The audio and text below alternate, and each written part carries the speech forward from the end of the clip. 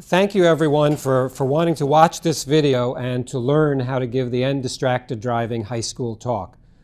Just as a quick update, as of this time we've spoken, when I say we, I mean trial lawyers like all of us, have spoken with more than 450,000 students around the country in 46 states and Canada. And that's a testament to the good heart, the caring and commitment of trial lawyers. So I'm going to go through the presentation. I'm going to tell you a little bit about why we've come up with some things, but I want you to know that we've researched the presentation. We've had help from Children's Hospital of Philadelphia, pediatricians, behavioral psychologists, and tons of feedback from the most important folks, the kids who actually see the presentation. You will be appreciated in your community if you do these presentations.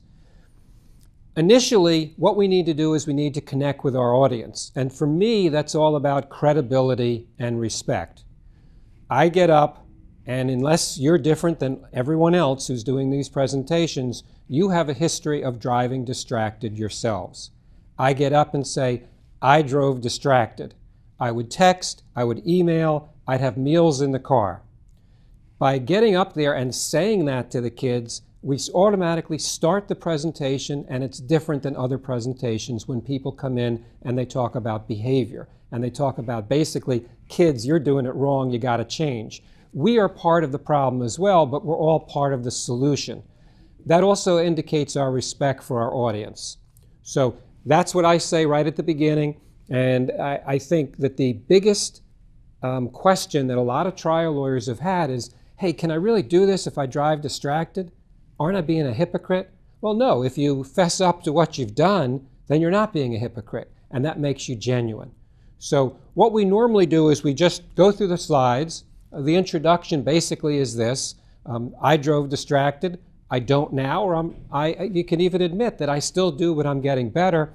And each and every one of us has the power to keep our friends safe. Each and every one of us can literally save lives. We'll talk about driving behaviors, but we're also going to talk about from the view of the passengers. We're all passengers. Do we speak up when we see our friends drive distracted? And we will teach the students, and you'll see that in a moment, how we teach them to speak up so that they can effectively get their friends to put down their phones. So this is a video that we play to both adults and students, and I'm going to play it now, and then I'm going to have an attorney from my office, Ryan Hurd, come up here, and we're going to go through something that we go through with the kids all the time.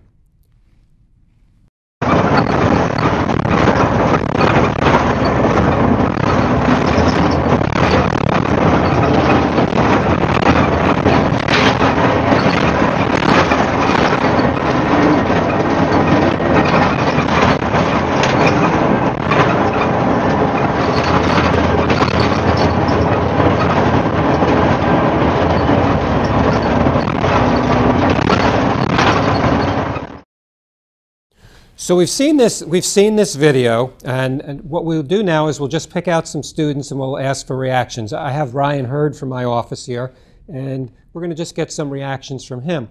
These on the screen are the typical reactions that we will see, the typical reactions that people will give us. I'm going to click it again, and you'll see the difference in reactions between students and parents. Students say selfish, irresponsible, and disrespectful. I've shown this to about 10,000 adults. Other trial lawyers around the country have shown the same video to adults. We rarely get an adult to say selfish, disrespectful, or irresponsible. It's pretty much always dangerous and risky. Ryan, what do you think the difference is between the way we look at it and our kids look at it? I think adults are looking at it as the threat to themselves. It's scary to see somebody do that because it could harm you. Whereas the kids are looking at it for the conduct the person is engaging in and looking at it as their accountability. The person driving is accountable. The kids are saying that the person driving is selfish for doing that, and they're trying to hold them responsible with those words. So for trial lawyers, holding people accountable is something that kind of rings true for us, right? So long story short, drunk driving is not socially acceptable. It's been beaten into our kids for years. We all know that. We're not there with distracted driving. But if we want to have a day when distracted driving, just like drunk driving, is not socially acceptable, I think we do a lot better if we think about it the way our kids think about it. So let's talk about respect. What does it mean to you to respect others? To respect others, I think it means that you care about them, you value them, and you hold them in at least as a high esteem or high regard as you would hold yourself. When we ask this question of students or adults, that's the typical answer we get. We also might have someone say, oh, it's the golden rule. Treat people the way you want to be treated.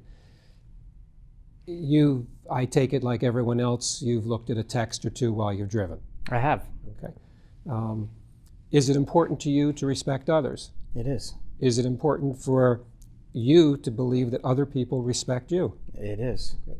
So here's the scene. You're driving down the road, maybe have your kid in the car. Your 5-year-old? Yes. Okay. And you're sharing the road with others. You take your eyes off the road to look at your phone. How does that evidence your respect for others? It doesn't. And it's pretty embarrassing to think that I've done that with my kid in the car. Okay. This is a typical response, and it doesn't matter if it's a 17-year-old or a 77-year-old. There's something about this core value of respect that gets to people. And I'm making this up about Ryan, but let's say Ryan Snapchats and texts and Instagram all the time when he drives, but he's never been in a crash. How likely is it that by my telling him it's a dangerous activity, he will stop if he's never been in a crash? I don't think very likely. But if I can convince him that there's a disconnect between the way he says he is a respectful person and tries to be a respectful person and his actions, that's fertile ground for behavior and attitude change. There's a lot of science behind this, which I don't have time to go into, but that's one of the things that we do at the very beginning. We talk about that. Thanks, Ryan. Appreciate it. Thank you, Joel. Okay. So we talk a little bit about some statistics. The behavior change theories and things that the program is based upon, it's important to show people that they are personally vulnerable, and if something bad happens, it's going to be really bad. So car crashes are unfortunately the leading cause of death for our children, ages 5 to 24. Nearly 60% of teen crashes are caused by distraction. And that's really an amazing statistic, because if you go on any State Department of Transportation website, you'll see it's between 11 and 17% for the population as a whole. But when you get down to kids, it's nearly 60%. And more teens will be killed or seriously injured from distracted driving than drunk driving. That's why this is so important. That's why we need to have each and every one of you going out in your communities and speaking with kids. And I will say this, the communities do appreciate it. All the trial lawyers across the country get great feedback, and those trial lawyers who are doing talks in their communities, they've become the go-to lawyers for distracted driving in their community. This is a video. It's a 17-year-old young man who saw the presentation here in Pennsylvania, decided he wanted to come up with a video about respect. So we would play this video at this point, and then we would talk to the kids about it.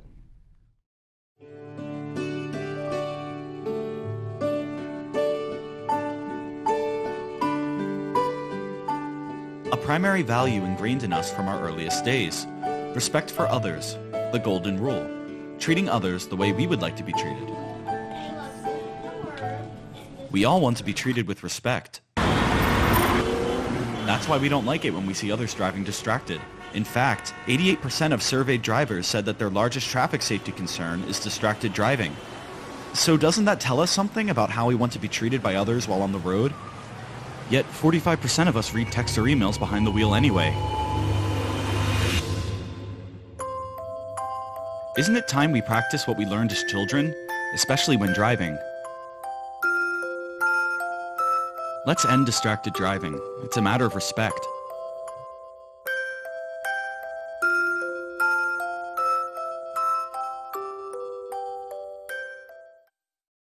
So here's a photo of my daughter, Casey. As many of you know, my daughter, Casey, was killed by a distracted driver. She was walking across the street in a crosswalk, and a 58-year-old man was reaching for his GPS, took his eyes off the road, rolled through a stop sign, hit her, literally ran her over, and said that he never saw her. We got a call to go to the emergency room, and 5 hours later, the surgeons came out, and they didn't have to say a word. We could just look at their faces and we knew that Casey was dead.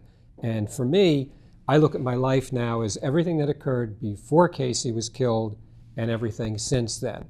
And I'm not fortunate, of course, for my daughter's death, but in the aftermath of Casey's death, I'm incredibly fortunate because I speak with teens all across the country, I speak at businesses, and I work with trial lawyers just like each and every one of you across the country, and we're keeping kids safe. Pink was Casey's favorite color, so I have pink wristbands and in her memory, and a 40-cent wristband is a really good tool because once the first kid responds to a question in a presentation and you toss them a wristband, all the other kids want wristbands. But I do want to show you some other wristbands that I have because I want to give you a message that I've gotten from moms and dads and family members of those who've been killed. I do presentations and people see the wristband and then they give me wristbands to remember their loved ones. Over here, these are the ones for the young ladies. Katie, Casey, Heather, Megan, Brittany, Blaine. Over here are the ones for the guys. Most of these are for kids. Paul and Connor and Mitchell and Ben. It's a mom who gives them to me, and this is what the moms ask me. They say, will you wear this wristband in my child's favorite color? And will you do something so this doesn't happen to any other families? That's where you come in. That's where all of you come in. Because we don't want to have any more wristbands. We want to keep our kids safe. And that's what we're doing. We're keeping our kids safe. I've only had 5 or 6 drinks. That's what it says on the slide. We'll ask people about that. What do you think about somebody like that? Their typical responses will be, gosh, you know, they're not okay to drive. What's the matter with them? Well, then we show them this one. I'm going to be driving for an hour. Let's work it out. We can text back and forth. It really highlights the difference between the way we look at drunk driving and the way we look at distracted driving. And part of the presentation, lots of parts of it are really interactive. We have fun with the students. There's a couple of sad videos, but there's nothing bloody or graphic. All the experts say bloody and graphic PSAs, they don't change behavior long term. So we engage the students. We engage them in that fashion. The next thing we need to do is we need to talk about the excuses. What are the typical excuses that we give? Now, you guys aren't mic'd up here, but let me just ask Josh, what is an excuse you may have given yourself over the years to look at a text while you're driving? There's an urgent matter. I need to get to it. An urgent matter. I need to get to it. Kate? Usually work. Work? It will just take a second. Just take a second. The man who killed my daughter, that was his excuse. It only takes a few seconds. The other excuses that killed some of these young ladies were what we're putting up on the screen. I'm a safe driver. I've never been in a crash. I can handle it. If you had asked me before Casey was killed what my excuse was, I would have said, I'm a good driver. I'm a safe driver. So we explore these excuses. Little X was badly injured.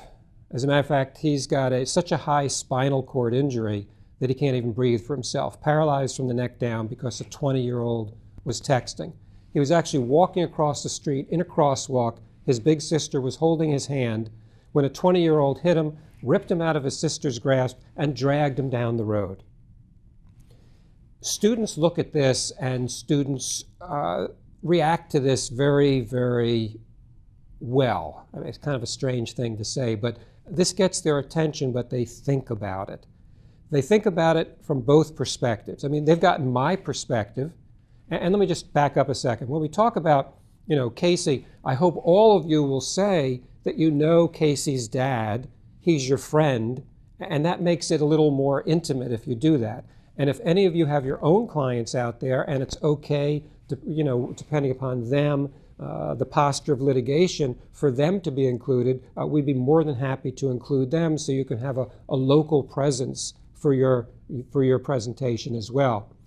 But getting back to this, my story is I had a loved one who was killed by a distracted driver. A lot of the studies show that's effective, but equally and possibly more effective is letting us know that we could be that driver.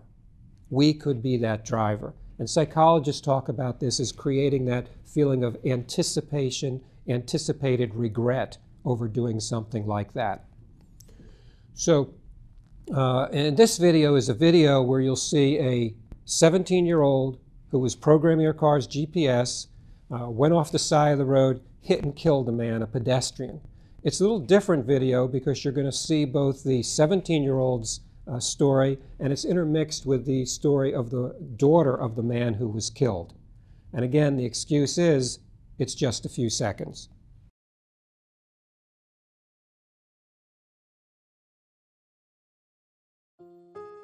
I wasn't texting, I wasn't using a cell phone, but I still killed someone. I was 17, prom was coming up, I was ready to leave high school, I was excited about the summer and going off to college. My mom and dad were both teachers, and they met at an elementary school where they were teaching. People would describe him as a gentle person. He was my dad. He was a great dad. He was the greatest dad I could have had.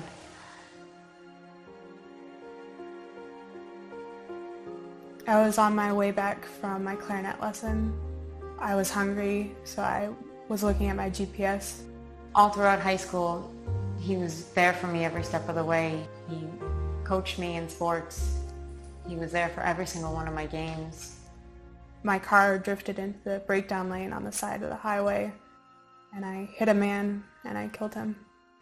I'm responsible.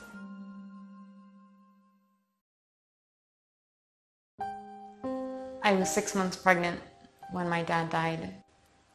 I knew he was going to be such a fantastic grandfather. And when she smiled for the first time, he wasn't there to share it with. When I was driving, I had a choice. I could have pulled over to the side of the road just a few seconds. It changes everything.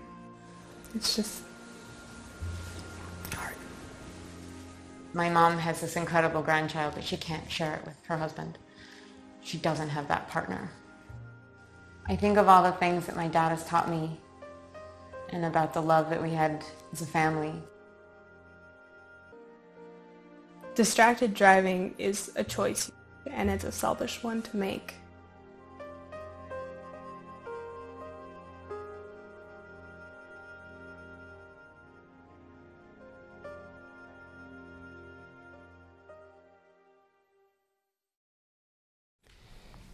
In the PowerPoint, we have notes to each slide, and it's pretty much a script. It gives talking points. It gives you what the questions that you'll most frequently get from the students are. I'll just say with this last video, Emily, the daughter, she's from Boston area, and she does talks with trial lawyers from the Massachusetts Academy of Trial Attorneys. And we have that relationship with other trial lawyers associations across the country where we have local folks who've been affected by distracted driving can come in and partner with you. Trial lawyers, feet and distance. I know we didn't become engineers, but we have to know this stuff. At 60 miles an hour, our car goes 90 feet per second. It takes us about 4 seconds when we hear the notification to reach down, pick it up, and read it. We go 360 feet, more than the length of a football field. We typically will ask people, do me a favor, the next time you're out on an interstate, I want you to go 60 miles an hour, I want you to close your eyes and count to 4, and they look at you like you're nuts. But it just makes the point again, it's not all that much different looking down at your phone for 4 seconds or closing your eyes. The next video is a video that AAA Foundation for Traffic Safety has allowed us to use. It's 4 quick vignettes of students. They're all looking away from the road. And again, the distraction, the excuse is, it's just a few seconds.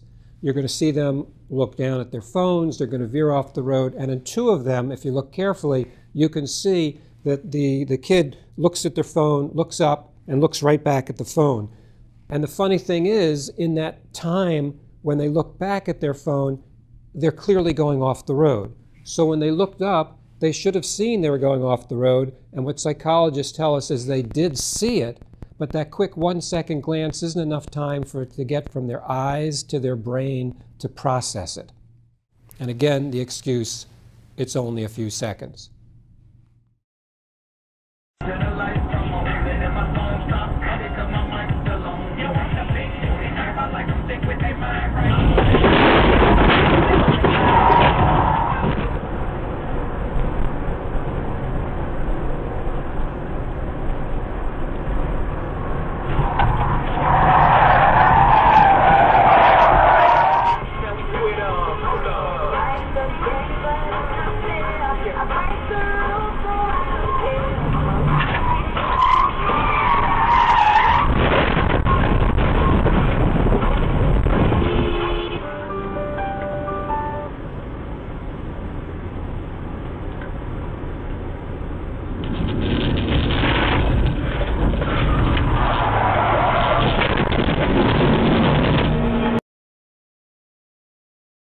Again, going over the excuses, and some of the students will not drive yet, some will drive. You'll speak to mixed crowds.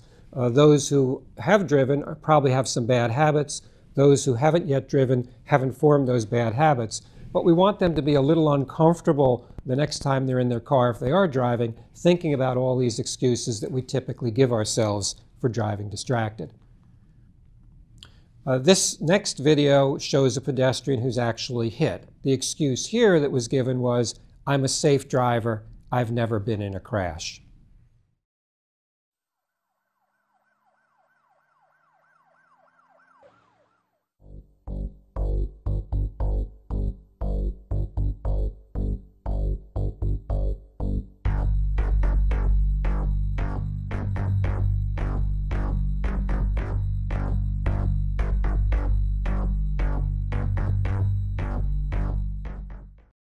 The pedestrian who was struck did survive, and in addition to talking about the excuse, what happened here was, I believe it was a 20-year-old had reached into her backpack, which was on the passenger seat, and she was trying to get something from it, and she took her eyes off the road.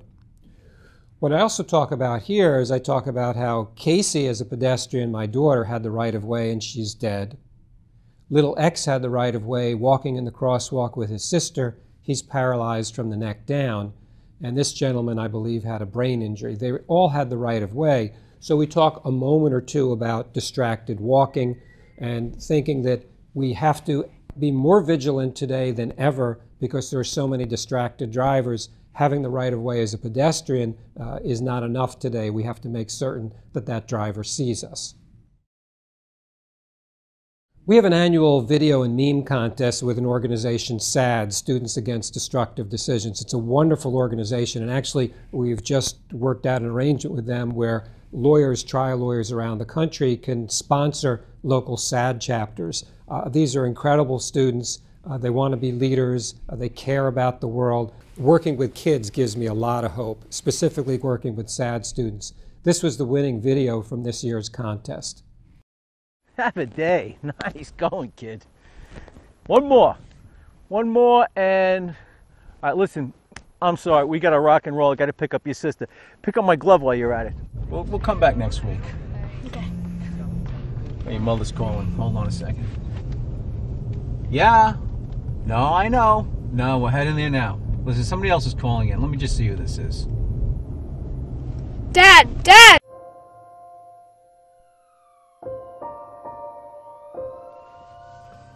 You ready, Dad? Yeah. Yeah, I'm ready.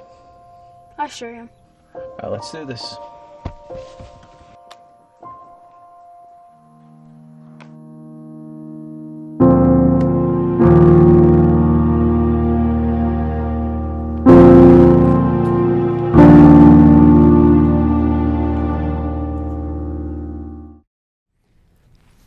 When I first saw this video, I thought it would be particularly powerful for our adult audiences, and it is. I was surprised by how powerful it is as well for students. Students see it and they get the point. Passengers. When I get to this slide, this is a slide that gives students confidence that if they speak up, they're likely to change their drivers' behaviors. 78 to 90% of teen drivers are going to put their phone down if their friends ask them, but they have to ask them in a respectful fashion. So what we actually do here is we go over a role play, a scenario, and we teach the kids how to speak up respectfully. Some kids are taught the difference between using an I statement, I feel nervous, or a you statement, you're scaring me. A lot of studies show that if we use an I statement, taking ownership of our feelings, I feel scared when you look at your phone when you're driving me, as opposed to blaming the person, we're more likely to get a positive result. You statements blame others, they create defensiveness. So we have fun with this. We have the kids there, we try out an I statement, a you statement, and we get the reactions from the kids, and most of the kids will just say, if my friend said to me that they feel a little nervous about my driving, I would put my phone down. We want kids to be active in keeping themselves safe, keeping their friends safe, speaking up. Kids speak up, are taught to speak up about all sorts of things in school. If they see bullying, if they see other things, we're just piggybacking off of that and teaching them to speak up when they see their friends drive distracted. We do have some humorous videos because we want to change things around a little bit. This was another entry in one of our contests. And I think it shows a younger brother. What it shows is a younger brother speaking up, trying to keep his older brother safe.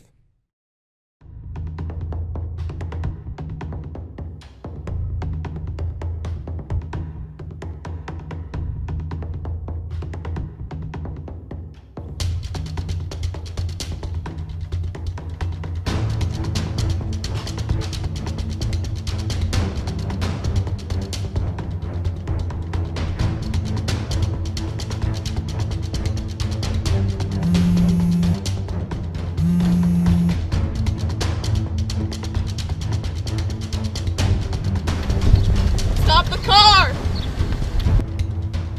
What are you doing? I said stop the car!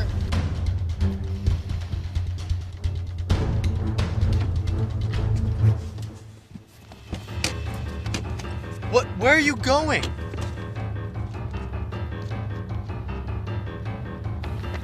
You better get back here. Distracted driving, man, not cool!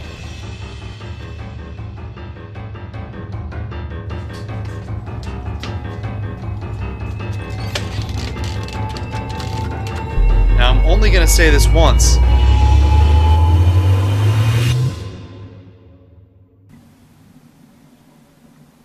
Thanks, man.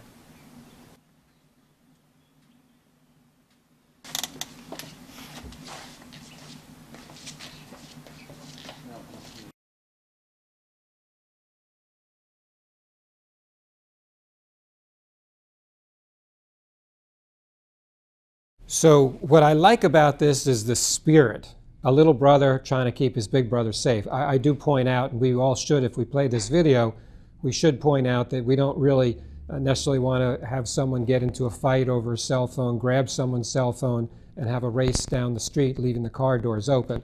But the spirit behind it, I think, is what's really important. We also point out there's a difference between being a safe driver and a lucky driver.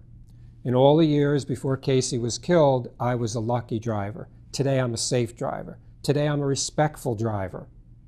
I do my best to keep myself safe, my passengers, and anybody I share the road with. That's my commitment when I drive today, and it feels good knowing I'm doing that and knowing that I'm thinking about other people.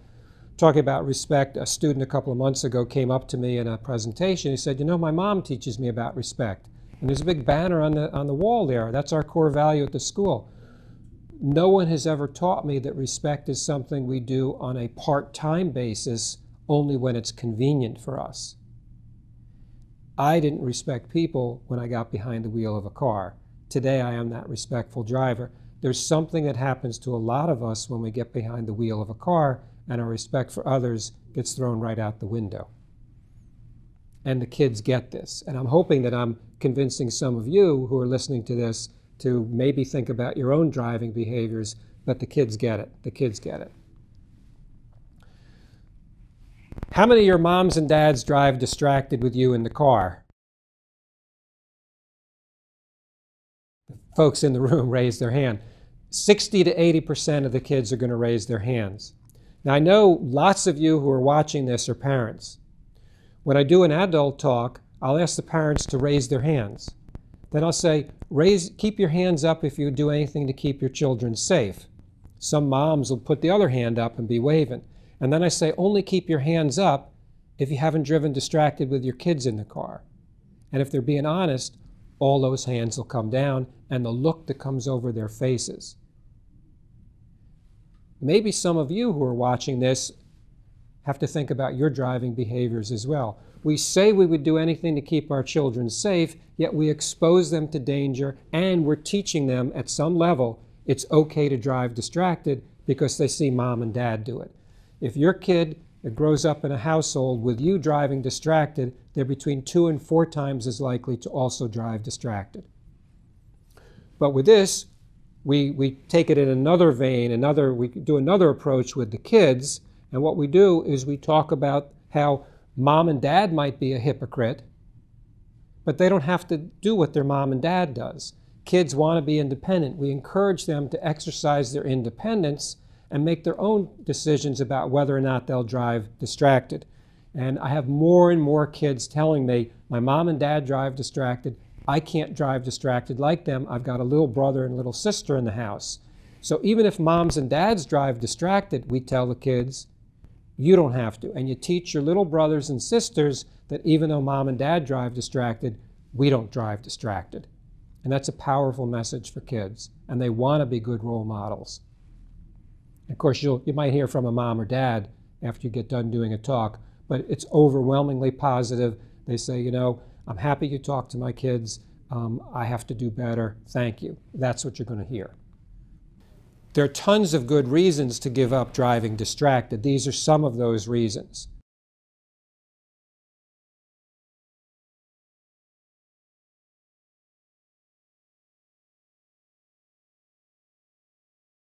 We need to now talk about some practical solutions. If we have an iPhone, do not disturb while driving. If we set that avoids the temptation. The notifications are blocked as soon as the phone pairs with the Bluetooth in the car. You don't get the notifications. If you would call me and I'm driving, my customized response is something like this. Hi, I'm Joel. I'm driving. It's not safe to respond. When I stop, I'll get back to you. If you have a Galaxy or something on the Android system, it's a very similar thing. Practical solutions. If we've got bad habits, we need a commitment, we need a plan to change those behaviors, to change those habits. Cognitive distractions are thinking distractions. I don't spend a lot of time on this because our kids are holding their phones. They're texting, they're Snapchatting, they're on Instagram.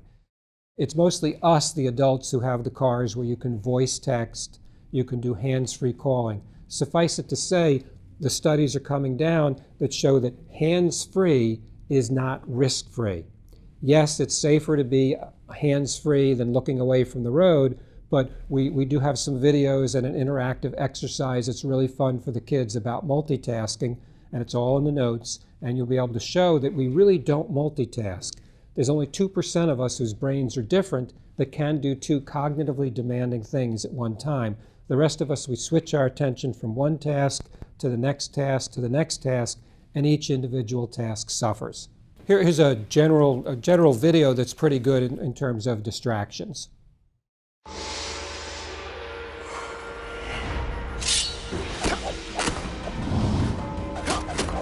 Sometimes our mind wanders, and when we snap back to reality, we have no idea what we missed or how long we were gone. Daydreaming isn't the only thing that causes this inattention blindness. When we talk on the phone while driving, there are periods when we go blind to our environment without realizing it. So billboards, cars, kids playing, even stop signs and red lights can pass us by unnoticed. Certain things may seem harmless, but some activities just aren't safe to combine. Our brain is not wired to pay attention to more than one complex task at a time. What we're actually doing when we think we're multitasking is quickly shifting our focus from one activity to another. So while our mind is engaged in applying makeup, arguing with backseat drivers, fumbling for a water bottle, or a conversation, it's blind to the road. In fact, drivers are 4 times more likely to crash while talking on the phone, and 23 times more likely while texting. Driving can feel uneventful, but it really takes our full attention to keep the car on the road. We're surrounded by distractions that can hijack our focus. Whether we let them is up to us.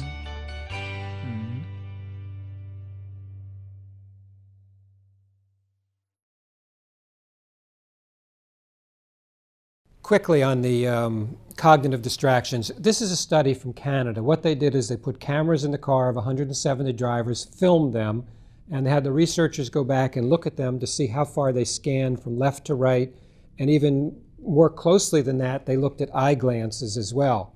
On the left, you can see that those drivers looked at half the windshield. They scanned half the windshield. On the right, it's very, very narrow. They call that tunnel vision.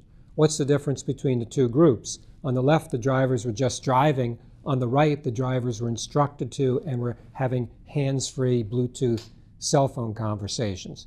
This has been repeated in other studies. There's something about talking hands-free that even though we're looking at the road, we don't scan. It interferes with our brain's ability to do all that we need to do to safely drive. So again, if I could wave my magic wand and the only thing people would do with their phones would be talk hands-free, I would take it in a second.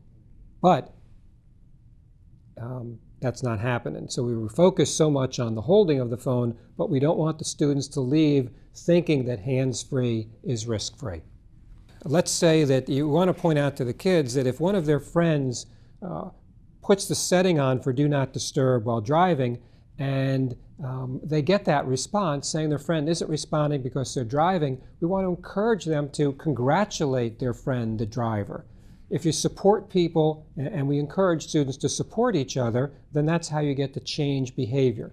A couple of people here, a class here, a school here, and even a community. We also have some supplemental materials. We have banners, 4-foot by 8-foot long banners. The kids love to sign them, and they hang in the school. We have quizzes and things on our website. And just quickly, on the website, EndDD.org, there's a link specifically for us, for trial lawyers. You can go there and you can download references that principals have given for trial lawyers, generic references, saying how well we connect with kids. There's suggestions for how to reach out to schools.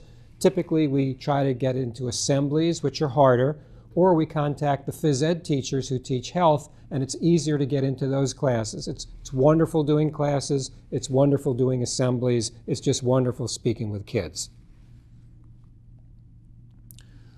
I typically close with my daughter's video. This is a video that we did for the U.S. Department of Transportation, and it shows Casey's friends, and they all drove distracted before Casey was killed, and also shows my wife. And what we want to do is we want to leave folks with a feeling that there are things that they can do. There are things that they can do to keep each other safe. This is a face of distracted driving. This is Casey Feldman. Casey was a daughter, granddaughter, sister, niece, cousin, and friend. She was kind, caring, had a great sense of humor, lived life to its fullest, and was loved by many. She was so funny and so vibrant and so beautiful in every way. She was smart, she was intelligent, she had goals for herself, she was really grounded, and she was someone that you knew would grow up to be somebody special, somebody important to other people. Casey's life ended on July 17, 2009. She was struck and killed by a distracted driver while she was crossing the street in a crosswalk. He had taken his eyes off the road for just a few seconds. It was the first time that I ever lost somebody, a friend, and someone my age, and it made me realize that that could have easily been me, that could have been my sister, it could have been anybody. Before Casey's accident, I drove distracted, and I would let people who were driving me be distracted. I know in high school, rushing around to activities, I'd be eating in the car and doing makeup in the car. I actually wrote a speech in the car once. I was changing the radio station while backing out of a parking spot, and I hit a utility pole. I would take my eyes off the road to do makeup, to text message, to use my phone. I think definitely as a teenager, when you're first driving, you do feel invincible, and driving can become a secondary task to whatever you're doing. You're basically operating a weapon. I think that people need to realize that they're operating something that has the power to change like 1,000 lives. No matter what it is you're trying to do in the car, it's not worth it. When you're driving, it's not a secondary task, it is the only task you should be doing. We must learn from Casey's death that as young people, we are not invincible. And we learned that it just doesn't happen to other people. It happened to Casey, someone that we love and miss very much. I think of Casey lying on the roadway after her accident, and when the police officer asked her how it occurred, she said, "I want my mom." And I wasn't there to comfort her in those last moments. What will it take for us to change the way we drive? I've stopped having meals in the car. I put one CD in and I just don't change it. I make sure my purse is in the back seat now, my phone is in the back seat. If I'm driving, that's the only thing I'm doing. This is the picture I have in my car of Casey to remind me to keep my eyes and mind on the road. You could do the same with a picture of somebody that you love and care about.